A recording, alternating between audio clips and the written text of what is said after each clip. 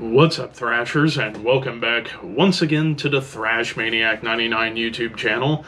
And I am back with yet another album review, and today I am talking about the latest offering from Indiana-based blackened thrash slash speed metal band Wraith with Fueled by Fear. This also came out on June 28th, this time on Prosthetic Records, and this is their first album on this label. They were on Redefining Darkness for a couple albums, but this is their fourth album overall, and actually my first time checking out this band, and good timing that I am checking this band out because I'm going to be seeing them next month in Cincinnati along with Hellwitch, Midnight, and Exciter. I can't wait for that show. It's going to be a blast, and I feel like Wraith is going to help tear the fucking house down. So, yeah, like I said, blackened thrash slash speed metal, so I'm expecting some gnarly riffs, maybe a little bit of sleaze, and, well, I got that and then some. As I would say, a good chunk of this album definitely takes a lot of cues from old Metallica, Slayer, and early Exodus. Like, when it comes down to, like, the thrashy moments on here, they definitely harken back to that time frame in the early to mid 80s with, you know, like Kill 'Em All and Ride the Lightning, maybe a little Show No Mercy, Hell Awaits, and Bonded by Blood. Just all mashed together when it comes down to these thrashy songs. The opening track, Asylum, it's a short instrumental, but kind of sets the stage for this album with a sinister riff and some Metallica riffs going on here, and then into the title track, cool little bass melody to start off before you get like Slayer atmosphere, and then all of a sudden machine gun riffs that definitely harken back to Metallica, but on a more evil basis. Like, this sounds like if Metallica was playing at a half step down from standard tuning on their guitars, and even a cool like little marching snare moment. And then, of course, the lead work on this album, I feel it kind of goes between like shred to some big Slayer-esque dive bombs to really just kind of add to some of the chaotic aspects of this album. But as far as like when I hear, it's like I said, old Metallica I am hearing all over this album in many, many ways. Like on the title track, Shame and Suffering, like it's mostly a triplet chug-a-thon of metal, and it's like Metallica's Don't Tread on Me off the Black album mixed with like something from Slayer and Testament, all kind of mashed together. And then other Metallica moments I hear in Code Red, where that almost felt like an amalgamation of like Kill 'Em All and Bonded by Blood, with the early thrash riffs and the D beats, little chugs going on with the guitars, even a cool little melodic break that just kind of comes out of nowhere.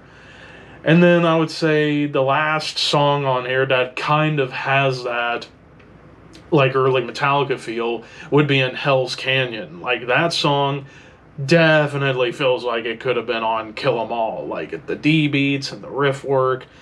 It's like you can tell this probably would have been something that Mustaine and Hetfield would have collaborated on back during that era. Although I will say, Horses and Hounds, that song, there's a riff on there that reminds me of Seek and Destroy. And that's all the Metallica I hear on here. But speaking of Horses and Hounds, this one goes for more of the speed metal vibe, like more sleazy speed metal and blackened speed metal, like Midnight and Hellripper, bands along those lines. It kind of has that like sleazy feel with a cool drum and riff lead into the sleazy D-beat stuff. Ice Cold Bitch kind of continues that feeling, more of those sleazy speed metal moments with the more harsh vocals like Hellripper and Midnight. Warlord, which was the longest track of the album at about a little over 4.5 minutes, has more classic heavy metal nods on here. It's more mid-tempo, there's some dark melodies that pop up, but then towards the end it almost reminds me of like that crust punk era of Darkthrone, as it does get a little bit more on the punky side, but it has that like late 2000s Darkthrone feel to it, or even like something I could have heard from Ravishing Grimness. Like, it has that spirit latched on.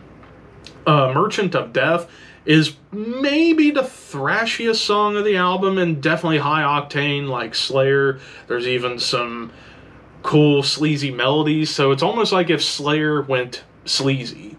Heathen's Touch, this one more or less feels like Exodus with a hint of that sleazy quality that I love about blackened thrash and speed metal, but a Slayer breakdown, almost like as if I'm hearing the breakdown from Raining Blood done in more raw production.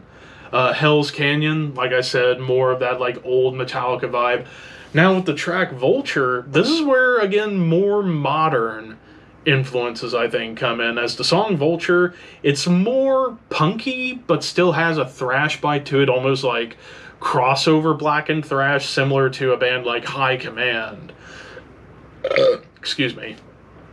As an example, Shattered Sorrow, some chugging riffs and D beats. More or less in this case feels like Power Trip. And I always love hearing a little bit of Power Trip thrown into modern thrash. Truth Decay, another vicious, thrashy barn burner similar to Slayer, eerie melodies, and another breakdown. But then the closing track, The Breaking Wheel, probably the slowest song on the album. Like, it's doom metal almost. Like, it's more doom laden, doom forward. Though towards the second half of the song, you do get some speed metal D beats and riffs, but for the most part, it stays pretty doomy and dark. So yeah, production wise, it's nasty and raw, but the mix is pretty solid on here. The vocals almost feel like if you took, I would say, James McBain from Hellripper and Riley Gale from Power Trip, and you mix them together, you get this vocalist, and I forget his name off the top of my head, but the vocals were nasty on this album. The guitar tone is perfect for this kind of style, and the drum work is just all over the map with D beats and thrash beats, some nice little turnovers here and there and fills. Honestly, I don't really have much to complain about. I would say maybe the only complaint I have is that this album's over 45 minutes. There's 14 tracks. And there are, especially the shorter songs that are like 2 minutes or 2.5 minutes, do kind of blend together and almost feel like it's just like one long run-on song. So maybe they could have maneuvered or like switched around some songs so that way you can have some that sound different each and other time, like one's a thrash song, one's speed metal, thrash, speed, so on and so forth.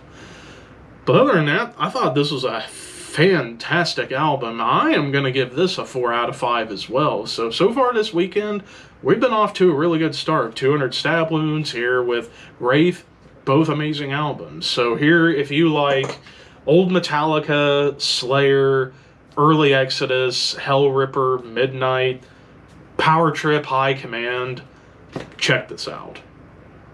But of course, those are just my opinions. What did you guys think? Let me know in the comments below. Don't forget to like, comment, share, subscribe, all that fun stuff. Thank you for watching. Keep your horns high and your dreams wet. Thank you for your patronage.